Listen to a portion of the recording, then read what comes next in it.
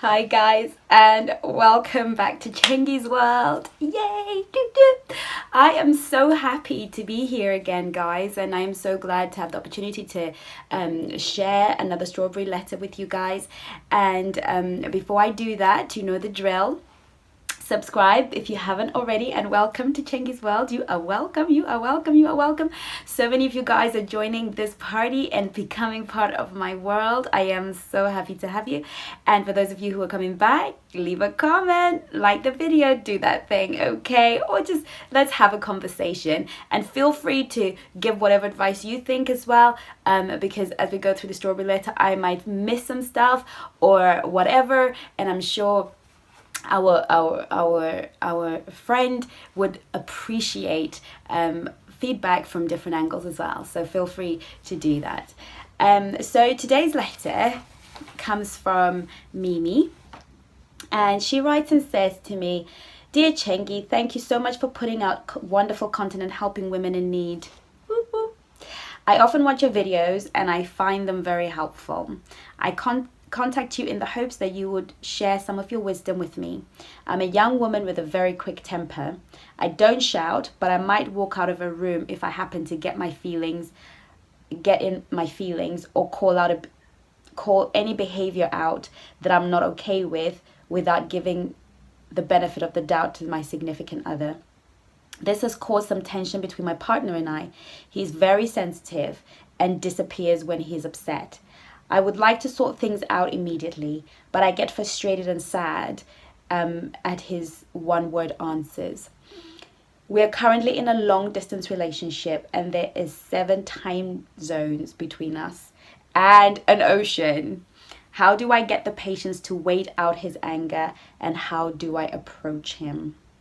Thank you for taking time to read this in the hopes that you have a wonderful day. Mimi." Oh, okay, so we're going to get right into it.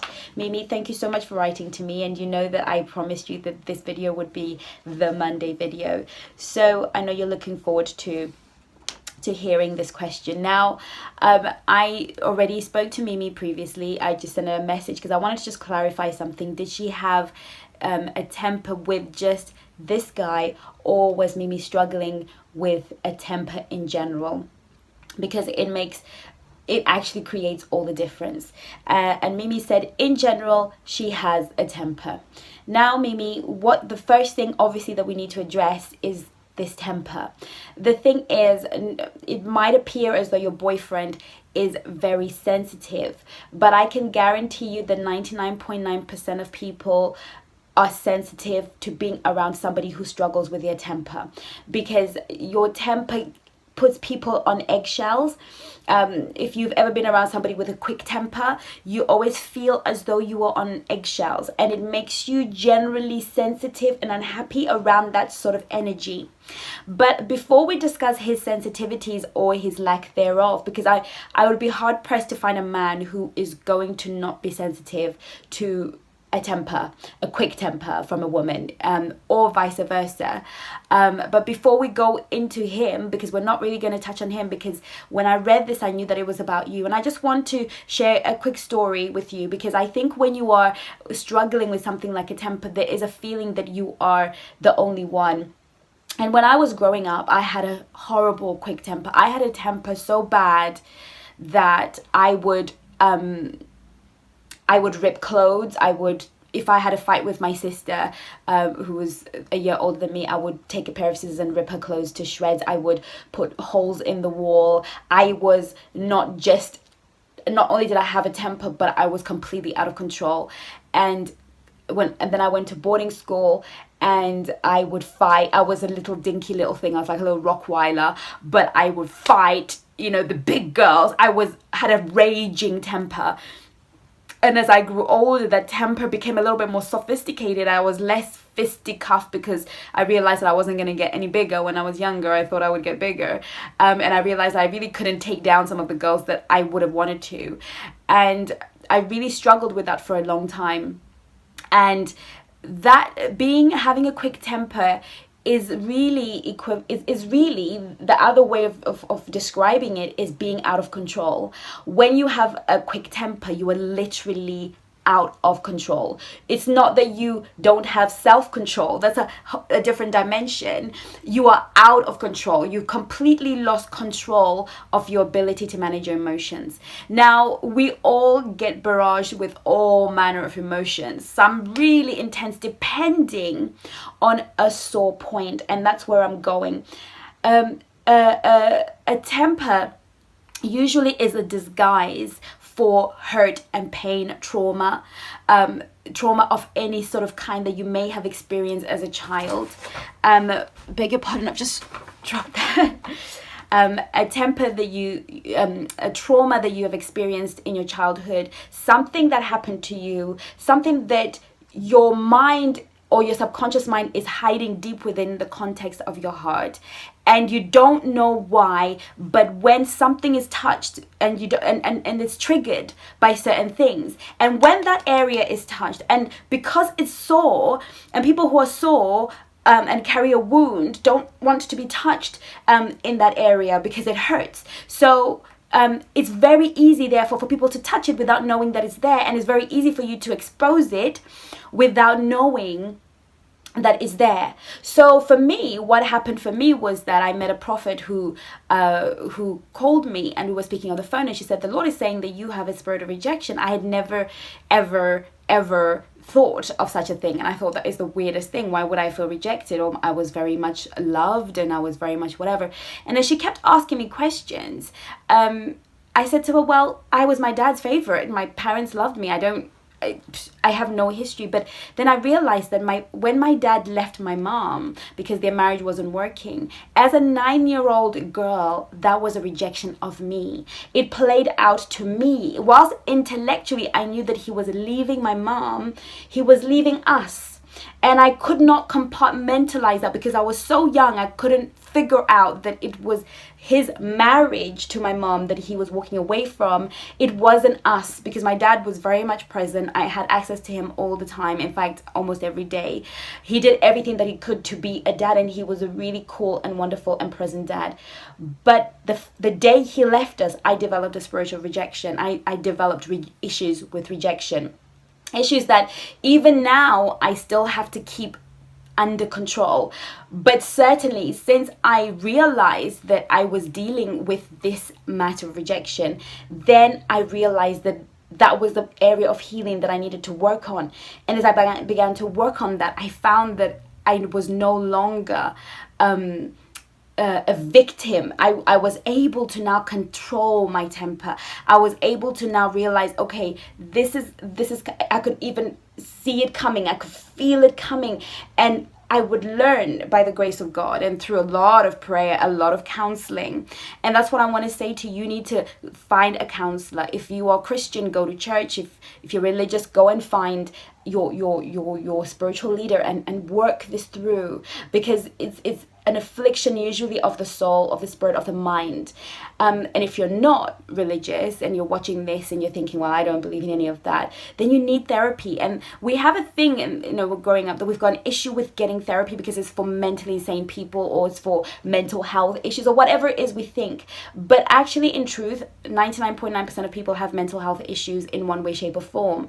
And we need therapy. We need somebody who is not going to judge us, and who's going to just talk to us through the process so that we can get to the heart of the matter. And usually that person will be trained to go deep to your childhood and explore memories that you had cast aside. A lot of dysfunctional character or behavior usually stems from a trauma, usually stems from something that maybe for the girl next door was not traumatic. I'm sure there were many girls whose parents got divorced at that time but did not suffer the trauma that I did, because I made different. And for me, it traumatized me and made me feel rejected, unacceptable, never good enough. I was always proving myself, and I realized that the rejection was playing out not only in my temper, but in every other area of my life. My need for it to be approved of, my approval seeking behavior that I constantly had. I needed to be accepted. I was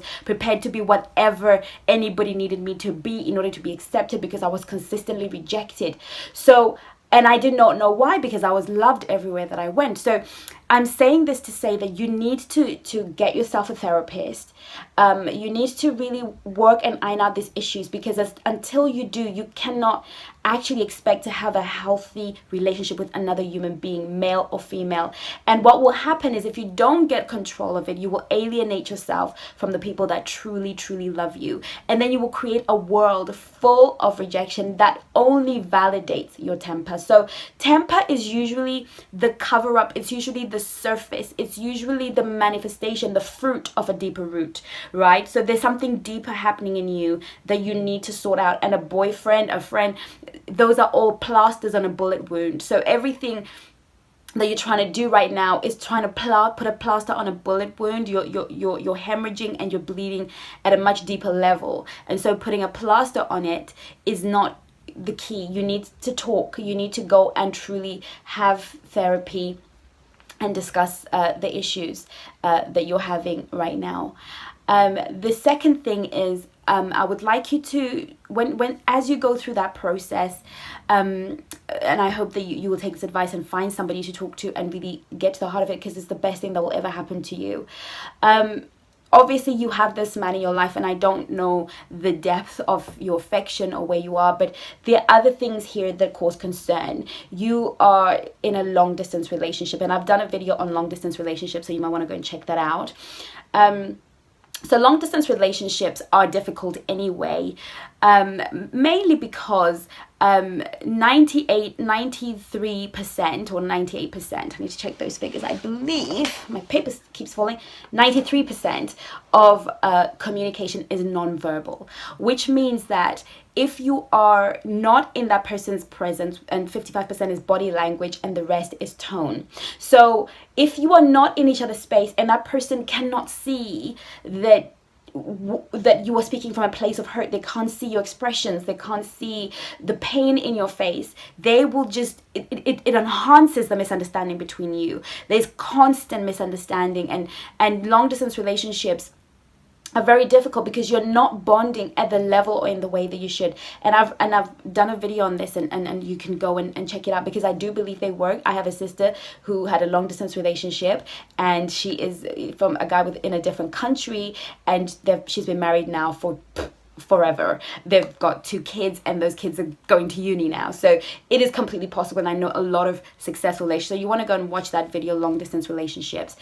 But on the context of communication, I've done a video on how to get what you want, and that can help you more immediately with your boyfriend, because in there I talk about how to ask for what you want, because sometimes we don't know how to ask for what we want. We just assume that the other person is going to be intuitive about what we want. We're going to assume that with men especially, that if you've mentioned it in the past and you've alluded to it before, he is going to just say, he's just going to get you on a level, and he's just gonna sort of understand where you're coming from. And I've mentioned this already, and I've mentioned this already with you, and basically you should know this by now. So a lot of women do that, and we can lose our rag with a guy quite easily if he doesn't seem to get it, because I've mentioned in the past, okay, all right, this has come up, or expect him to be intuitive about the things that we want. So in that video, how to get what you want, and also a video that I've done with a few more tips is the one that I've done regarding what men crave the most in relationships. That's worth watching, because I've got a few little tips for recommunication in there for you.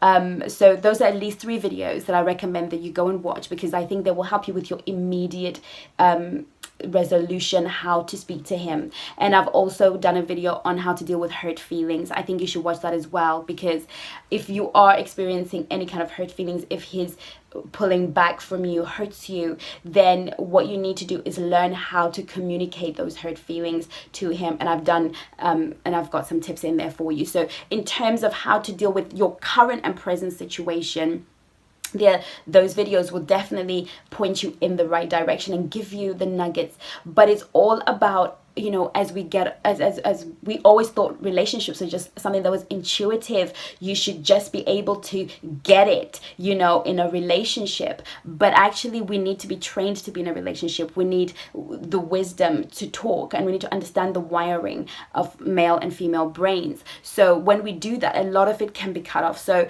in terms of your immediate relationship, and how to approach him, the only thing that I would say is, you know, you acknowledge that you have this issue, and I believe that you really need to have a face-to-face, heartfelt conversation. And if, you know, if you are going to therapy and you take this advice, then it's something that you can let him know that I am working on this. This is what I am doing, and ask for him to support you in that process, and ask him to be patient with you in the process, because you acknowledge that you have this problem and that you are working on it, and that when you've finished working on it, you will be the best version of yourself. But you also, I don't know the nature of your relationship. I don't know if you guys are in a committed relationship or you're just dating.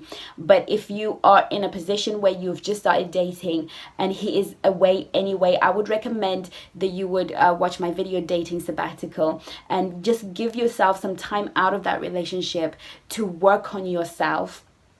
And if there is something still there, when in a year, 6 months later, that you guys want to explore, I think you'd be in a better position. I really hope that this has answered your question. I am hoping I have answered your question, and I am hoping that if any of you guys have any questions that you would like me to answer, please feel free to write to me at chengisworld@gmail.com. I would love to share your story and hopefully give advice to somebody else who could use it. So thank you so much for watching. Thank you so much for sending your letter to me, Mimi. I hope I answered your question, and I hope you have an amazing, awesome day. And I love you lots. I love you guys. Take care of yourself. Thank you for watching. Make sure you subscribe. Mwah.